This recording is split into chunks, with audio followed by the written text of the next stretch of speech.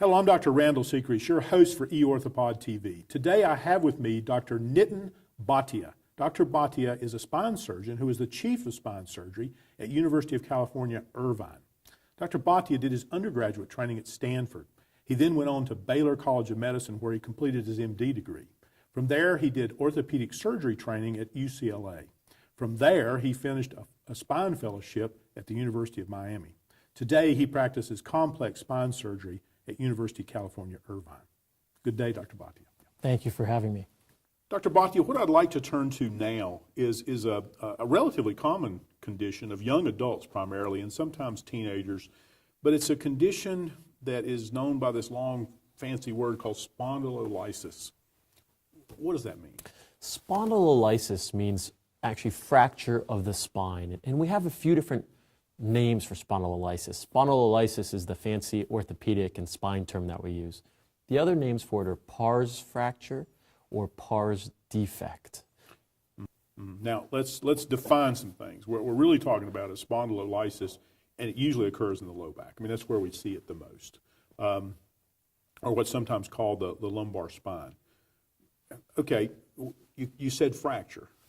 So is this something that we get from a car wreck or some type of injury? How does it occur? How does that fracture occur? Interestingly, it's usually not a specific accident that causes it. It usually occurs, as you mentioned, in the low part of the lumbar spine or the low part of the low back. Usually at lumbar 5, which is the lowest level in the lumbar spine. And it occurs not after a specific trauma, but after repetitive trauma, usually hyperextension. So people who have to extend their low backs repetitively develop this gradual break in that low part of the back. Mm-hmm. We used to see that in, I guess, 20 years ago when I was practicing. We used to see this in two populations: gymnasts, because gymnastics were just getting very popular, and cheerleaders, in some, and then in boys or young adult males, we would see it in football players. Now, I understand today we're seeing it in a lot more different types of activities. Well, you're exactly right. Those two populations, it's the teenage gymnasts who do a lot of back bends and extension, as well as football linemen, are kind of the classic populations. And the reason linemen get it is because when they push on each other in practice and in games, there's a lot of extension of that low back that's quite repetitive and forceful. Nowadays, as sports have kind of expanded and we have some more of these extreme sports, we see it in different kinds of athletes as well. I see it frequently in surfers and snowboarders and volleyball players because of my practice in Southern California, as well as the increasing popularity of these sports with the young adults. And my understanding, my recollection from long ago was that if you took x-rays of 100 people, you'd probably see this in six out of that 100. You would probably be able to pick it up. And some of those folks would not have pain. I mean, you would not necessarily be taking those x-rays because the person had back pain. You may be taking them for pre-employment screening or for some other reason, and you would see these pars defects. And then you would question the patient, and they'd never had any back pain. Right. How likely is that? It's actually fairly common to see these. As you mentioned, if you took x-rays of 100 teenagers, probably at least a few of them have these fractures, and a lot of them are asymptomatic. The good news is, even if you have this pars defect or pars fracture, you can still live a very pain-free, normal life. In fact, a very significant percentage of linemen in the NFL or professional football have these and obviously play high-level sports with them. You know, it's interesting, too. I used to have a lot of patients who would come in and they had been told or somewhere they had gotten the information that they were born with this defect, that this was a defect that somehow they were born with. My understanding is that that's highly, highly unlikely, that these are defects that occur at some point in childhood and then just don't heal. Right. There is some, discussion amongst the spine community. Can these occur when you're very young or even be essentially congenital? If that does occur, it's extremely, extremely rare. And the vast majority of them, 99% plus, occur when kids are usually between 11 and 16 years of age from this repetitive hyperextension type injury. And this is a type of a stress fracture. I mean, I think I'm interpreting what you're saying is that this is a stress fracture that never heals. It creates scar tissue between the two bone fragments, never heals bone to bone. Correct. Now, do these things heal sometimes? Sometimes they do. And the people who we see them heal on are especially people who have them only on one side of their back, because the other side holds everything in place while the one side that's injured can heal. But usually if you have them on both sides, and especially if the bones have separated a little bit, they usually don't heal, and instead they get some fibrous kind of scar tissue that holds everything in place and allows them to become pain-free and live a normal life. Okay. Well, let's go back and sort of define what type of a patient should be concerned about a spondylolysis. So what type of patient do you see in your office, and you immediately look at that patient and you say, I'm really concerned that you may have a spondylolysis? What is that typical patient? The typical patient is a teenage patient who's a high-level athlete who comes in and says, my back's been hurting me, and I'm not exactly sure what caused it, a lot of pain in the low back, and it's stopping them from now doing their activities. Most high-level teenage athletes aren't going to stop performing their athletic activities unless they absolutely need to or have to. And so if they're coming in to see me, being that high-level an athlete, something's possibly going on, and that's who I really get concerned about. And this is just back pain. It doesn't spread into the legs. There's no nerves pinched or anything. This is just back pain. Correct. Okay. Tell me how you work that patient up. What do you do next to try to figure out what's going on with this person? Well, we've actually recently published a study looking at this group of patients, the teenage and adolescent patients who come in with back pain, and we're not sure what's going on. And what we found is that the majority of them can be diagnosed if they have a problem at the initial visit with a good history, a good physical exam, and even plain x-rays.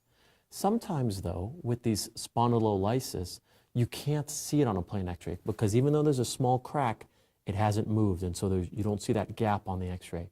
And then frequently we'll do a different test, sometimes called a bone scan, which looks at areas of the bone that are healing or injured, and it can really be very useful for picking up problems in this age group. And that's somewhat different than our typical response to any sort of back pain in any other patient. We typically go from maybe no x-rays to an MRI scan. Why not an MRI scan? Well, an MRI scan can actually be useful, and some people suggest getting an MRI scan instead of the bone scan. Nowadays, MRI scans are so easy to obtain that it's probably a reasonable alternative. The reason I prefer the bone scan is because MRI scans are really good at looking at things that are soft, the nerves, the spinal cord, and the discs, and are only okay at looking at the bones. It may show some swelling in the area of the fracture, but it's somewhat difficult on an MRI scan to really see that fracture very well. With the bone scan, we can do a bone scan, plus we do something called a SPECT scan, which is a specialized form of CT scan, which really lets us see the bone and see exactly what part of the bone has this increased activity from the fracture. So that's my preference. Well, let's talk a little bit about treatment at this point then. If you've diagnosed this as a spondylolysis, what are my options for treatment? What are you going to tell that teenager or that young adult and possibly his parents? Well, fortunately, the vast majority of these patients do not require any sort of surgery or intervention in regards to injections or surgical treatment. What we try to do, first of all, is symptomatic care to allow it to heal. So usually that involves activity restriction, frequently stopping sports for approximately 6 weeks to 3 months. If that doesn't help and the pain continues, we may try a brace that holds the spine in a good position for approximately 3 months. If the pain is still ongoing, we may even try things like more physical therapy, even some local injections. But because these are usually teenage and adolescents, we try to avoid surgery if at all possible. The ideal situation would be that this is picked up early as a fracture with healing potential, and you restrict the patient or brace them, and it heals. Will all of them heal? I mean, are these going to heal? Probably not all of them will heal. In fact, probably the majority of them do not heal. But because the body can find a way to keep that area stiff and stable by making extra kind of scar tissue around it, even though it's not fully healed, and if I got an MRI scan or CAT scan, I could see the little gap between the bones, they essentially are asymptomatic. When do you give up on trying to heal a defect? I mean, do you have the typical spondylolysis that you fully expect to heal, and you use very aggressive treatments such as bracing and anything you can try to do, restriction, to try to get it to heal? When do you give up on having it heal and let the patient sort of go back to their regular activity? What we do is, if we've done everything, if we've done the kind of restriction of activity and some bracing, and the pain is still going on, we sometimes can get a new bone scan or new scan to take a look. If the bone scan shows that the healing potential is gone, we can get them back doing activities to try to increase the muscle tone and make them a little more pain-free by making the muscles stronger in the low back. And let me understand this. If what you're saying is that if you do a bone scan and you see the bone scan is hot, Correct. what we call hot, has increased uptake, you assume that fracture still has healing potential. So Correct. you will restrict that patient. Correct. If you do a bone scan, either the first one or 6 weeks later, 3 months later, and it's cold, it's not showing any uptake on the bone scan, you assume that fracture is not going to heal at that point. Correct. The healing potential is probably gone. And in fact, if someone comes to me on day one and says, I have back pain, and we get the bone scan and it's cold, there's no increased uptake, probably that fracture's been there for quite some time and the body's tried to heal it, but it hasn't healed. And so in that case, you wouldn't even try to heal it. You would essentially treat the symptoms and try to treat their back pain. Correct. Now, there's a couple other things I want to ask you about because I've seen them used in the past. One is a bone stimulator. You know, we use bone stimulators to try to get spine fusions to heal better. We've used them in the tibia for years. We use them in all bones that are slow to heal. Is there any place for a bone stimulator to try to get one of these pars fractures to heal? I think that there is. The good thing about a bone stimulator is that it probably doesn't harm anything. In fact, almost for sure it doesn't. And it's very easy to use. It's essentially a small iPod-looking device with 2 stickers or maybe a small brace that goes around the back. It emits electromagnetic waves or ultrasound waves that help the bone cells or stimulates them to heal. Now, the scientific studies show that it may help somewhat. It's not, if you get a bone stimulator, you're going to heal, and if you don't, you don't. It's maybe a few percentage points. But since the risk is extremely low and the benefit is there, I think it's very worthwhile trying. So you have to decide whether it's worth the cost, basically. Right. So if you're going to, sometimes the way I tell patients, well, if you're chomping at the bit, you're a high school elite athlete, and you're chomping at the bit, and I'm going to tie you up for 6 weeks, do you want to add the extra cost and another tool to try to get it to heal? Right. And let them make the choice. Exactly. The other thing is what role does surgery have in trying to deal with a spondylolysis or even a pars fracture? Is there any role for surgery in this treatment? There is a role for surgery, and I think the people who benefit from surgery are people who have pain that is ongoing and that doesn't respond to fairly extensive conservative treatment. I would treat them for, personally, at least 6 months, maybe even a year before we consider surgery. Or the high-level athlete who really needs to get back to competition fairly quickly.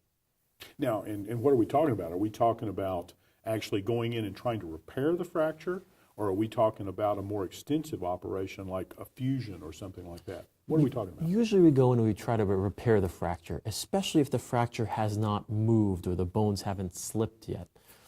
Repairing the fracture can work very well, and there's a variety of different techniques for them, but they all essentially use the same thing. You go in and you clean the fracture areas, put some bone graft there, sometimes from the local area, sometimes from the bone bank, and sometimes from the patient's hip or pelvis, and stabilize it to allow it to heal. Fortunately, we usually don't have to perform a fusion for this particular problem. That's more likely long-term issues with adults that have degeneration at that segment as well. That's exactly right. You know, it's interesting. We're doing more and more with different chemicals that we can inject or put into with bone graft or whatever to try to stimulate bone to grow. Are you familiar with any studies or any procedures that are actually just injecting that type of chemical right into that fracture, you know, rather than doing an operation, injecting and getting it to heal? You know, that's something that we're working on in the labs, and we've done it in animals where we can actually take certain proteins and chemicals that are from the body, make them in the lab, and then inject them into, we usually use rats or rabbits to form bone and create bone where we want it. It hasn't been done in humans, and probably the human trials for this are, I'm guessing, 10 to 15 years away. But that's, if we have the same conversation 30 years from now, probably that's the treatment we'll use for it. So you think at some point we're just going to be localizing that fracture, getting a bone scan, if we're still using those 30 years from now, seeing that healing potential, and then simply putting a little needle in there and injecting some chemicals and get that bone to knit itself back together. Exactly. That would be a wonderful thing, Yep. I think. Tell me a little bit about what the complications and the long-term sequelae of having a spondylolysis is. I mean, if I've got a child, if it's my teenage son, he's an elite athlete. We see he's got a pars fracture. It doesn't heal. What's going to happen the rest of his life? Well, as we mentioned earlier, this happens not uncommonly in the teenage population, and a lot of them don't heal. Fortunately, the vast majority of those teenagers go on to live a very normal adult life. They can do everything they want to do, activity-wise.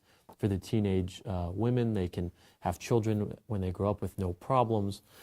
But a small subset of them do have early and advanced degeneration of that area, the lumbar 5, sacrum 1, or L5-S1 area, probably because having that fracture and having it not heal changes the biomechanics of that and puts increased forces on the joints in the back of the spine as well as the disc in between those bone areas. So the pain that you see coming from that is really more from the disc degeneration and the degeneration of the segment rather than the defect itself. Correct. And what do you do in that case? I mean, if it's just continues to get painful, off and on, finally just becomes painful, what are my choices at that point? Well, usually that takes 15 or 20 years to progress. So we see people who come in their young or mid-30s, say, I've never had back pain before. Many of them don't even know they ever had this fracture as a teenager. And we get the x-rays, and most of their spine looks absolutely pristine, as we would expect in someone in their 30s. But that bottom level is collapsed, almost bone on bone. And if we get an MRI scan, we see that the disc is completely gone or almost completely gone, and there's even some swelling in the bones from that. Fortunately, those patients respond very well to surgery. We can try a variety of other treatments, including physical therapy and injections, but because it's an advanced degenerative problem, with that underlying fracture and instability, surgery is the ultimate treatment for it. And what do you use to make that decision, surgical? I mean, when are you going to tell that patient that surgery is their best option and conservative care is just not worth pursuing? It really depends on their quality of life. This is not a problem that's going to paralyze the patient. It's not a problem they're going to wake up and not be able to move their legs or feet. It's just a problem that eventually, as it becomes worse and worse, it may affect their quality of life because of the pain. And do you have any advice to patients, and especially I think the young patient that just found out they have a spondylolysis? Do you have any advice in terms of what they should do to try to postpone that need, to prevent anything? What can they do to try to manage this for as long as possible without surgery? Well, I think those things are extremely important. You know, this is a young group of patients. Many of them are very active. Many of them, even though they know that at some point they'll need surgery, would like to put it off for 5 years or 10 years because their children are young or they're very active in sports or a variety of other reasons. So what we do is we start them with physical therapy to strengthen the core muscles, the muscles in the abdomen and low back that are surrounding this injured area. We also make sure that their weight is under control. So if a patient's overweight, weight loss and appropriate weight maintenance is critically important. And if patients are smoking, we try to get them to stop smoking because smoking can increase the rate of degeneration of that already injured level. So normal, good health things, no Exactly. smoking, ideal body weight, and exercise. Exactly. It's amazing how many things that helps. It does. This is one of them. Well, thanks. That's an interesting discussion, I think, about spondylolysis, which is a confusing problem for a lot of people. I think that they do get confused between spondylolysis and another term that's very, very close to that called spondylolisthesis. What's the relationship between the two? Well, there's a very close relationship between them, and I think that's why a lot of people get confused. Spondylolysis is the actual small fracture that occurs at that bottom L5-S1 level. But spondylolisthesis is the abnormal movement of the bones. So L5 will slide actually and move in front of S1. And spondylolysis, which is the fracture, can lead to the spondylolisthesis, which is the abnormal movement. But you can have the fracture, the spondylolysis, without the spondylolisthesis. The bones can stay in good position. Oh, that's much clearer. I think that really sums it up. Any last comments about spondylolysis, either in terms of the natural history of the disease, advice to patients, or anything we haven't covered in this discussion? Well, I think it's always scary for a family, both a teenage athlete as well as parents, when they find out that they have a fracture in their back. But fortunately, through good care with a good spine surgeon or orthopedic surgeon, we can treat those fractures well. Usually we can avoid surgery, and they can live a very normal life for the rest of their life. Well, thanks. Good information, and I think this is good advice for patients. Thank you very much. Thank you.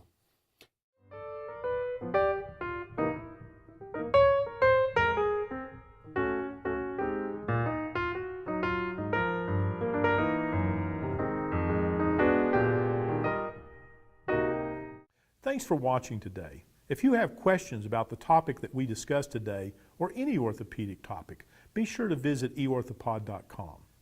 And if you're an orthopedic surgeon or healthcare provider interested in participating as a guest on eOrthopod TV, you'll also find instructions on how to apply to become a guest on eOrthopod TV. Thanks for watching.